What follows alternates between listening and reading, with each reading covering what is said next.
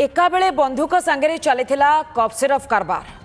बरगढ़ रे कप सिरफ कारबार उपरे बड़ धरणर रेड। 14 अभियुक्त गिरफ होगा सहित 1500 रु अधिक कप सिरफ बोतल जबत करिछि पुलिस। अभियुक्तों पाखरु जबत होइछि 5टी देशी बंधुक, 20टी जीवंत गुली, 16टी मोबाइल, 5टी कार सहित नगद 57,000 टंका जबत करिछि पुलिस। गिरफ अभियुक्तों मध्य 3 जन छत्तीसगढ़ होइतिबा बेले बरगढ़ जिलार 8 जन रहितबा सूचना मिली। ओडिशार विभिन्न जिला समेत छत्तीसगढ़ में बेआईन कारबार चलाइथिले अभियुक्त। तेबे उभय बंधुक एवं कप सिरफ कारबार रे आउ केउ माने सामिल अछंती, घटनार मास्टरमाइंड किए से ने अधिक खोलताड़ जारी रखिछि पुलिस।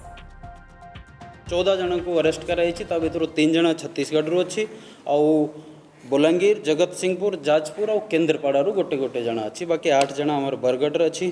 तो टोटल सीजर होमर 1500 बोतल कप सिरप, 5टा country made pistol with magazine आउ 20 live ammunition, 3 empty cartridge seize होती, 16 मोबाइल फोन सीज होती।